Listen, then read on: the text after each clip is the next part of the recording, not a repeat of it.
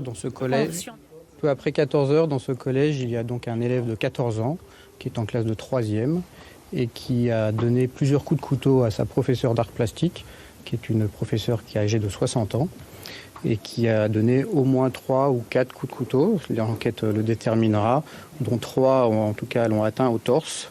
Donc actuellement, elle est opérée à l'hôpital Sainte-Anne. Donc on espère évidemment, et toutes nos pensées vont vers elle, que elle va s'en sortir le mieux possible. Mais pour le moment, son pronostic vital est encore engagé à ce stade. Cet élève, on est en train évidemment de rechercher les raisons de son acte. C'est les investigations judiciaires qui nous l'indiqueront. Pour le moment, mais je dis vraiment pour le moment, il n'y a aucune connotation ni religieuse ni politique qui apparaissent. On sait seulement qu'il y avait eu des tensions avec cette professeure ces derniers temps et qui lui en voulait, a priori, d'avoir fait des rapports à son encontre. Mais tout ça, c'est des a priori que nous devons vérifier. Cet enfant, ce jeune homme qui a 14 ans, est en garde à vue. Il est en garde à vue du chef de tentative d'assassinat pour vérifier s'il n'y a pas un aspect de préméditation à son acte. Et donc, les enquêtes commencent à peine et elles sont confiées au commissariat de police de Toulon et de Sanary. Est-ce qu'on peut revenir sur le déroulement des faits, s'il vous plaît ? Comme je vous le disais, 14 heures et des poussières, ils sont en salle de classe, il y a 22 enfants dans la classe. L'enfant, et c'est ça que nous sommes en train de vérifier, à un moment donné, dans quelles circonstances précises, donne ses coups de couteau à cette professeure, entre 3 et 4 coups de couteau. Elle est blessée au torse à 3 reprises. Et donc, il s'enfuit de la classe. Il est appréhendé par un personnel de l'éducation nationale dans la cour. Il se laisse faire sans difficulté. Les policiers arrivent, d'abord la police municipale, puis la police nationale.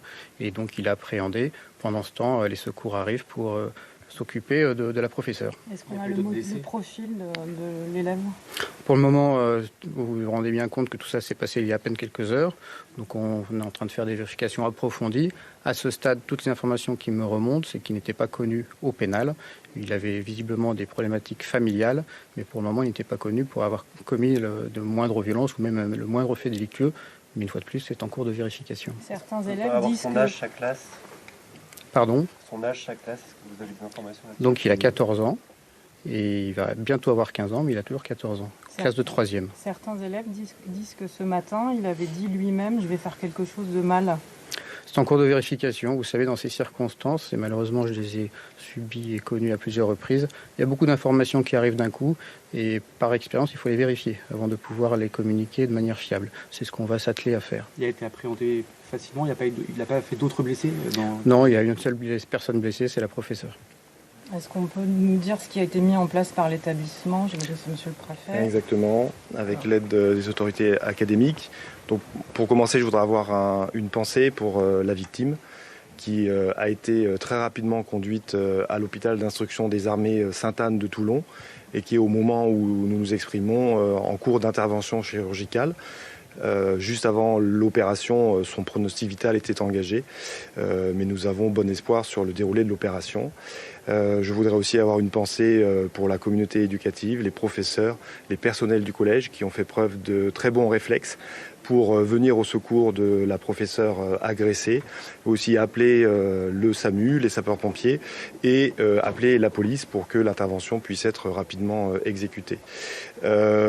Les opérations de prévention et de lutte contre l'insécurité dans le département sont importantes. Nous avons eu en 2025 269 opérations de contrôle contre l'introduction d'armes blanches dans les collèges et les lycées du département, dont 168 opérations dans des collèges. Le département compte 71 collèges et 16 armes blanches avaient été détectées. Est-ce qu'il y a des détecteurs de métaux justement à l'entrée de l'établissement ?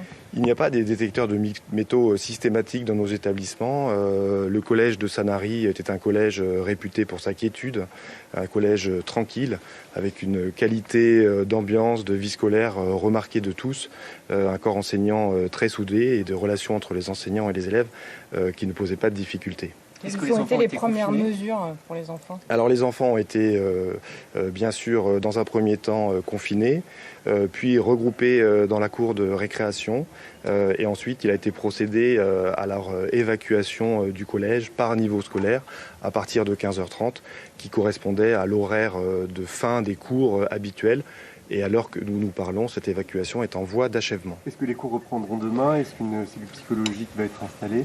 Alors nous avons tout de suite mis en place une cellule psychologique qui va d'abord s'intéresser, être en contact avec les élèves qui ont été témoins du drame, mais qui bien sûr sera à disposition de l'ensemble des élèves, des enseignants, des personnels du collège qui peuvent, dans les heures qui viennent, dans les jours qui viennent, exprimer le besoin d'une écoute et d'un échange avec des professionnels de santé. Concernant les cours demain,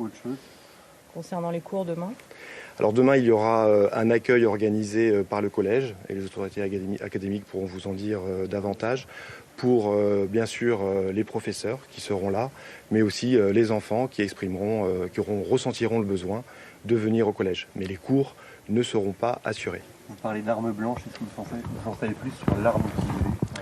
Ça, c'est le procureur qui, dans le cadre de l'enquête, peut éventuellement vous en dire davantage. Je propose de passer la parole aux autorités académiques. Vous connaissez la discipline qu'enseignait la professeure? C'est un professeur d'art plastique. Ah, pardon,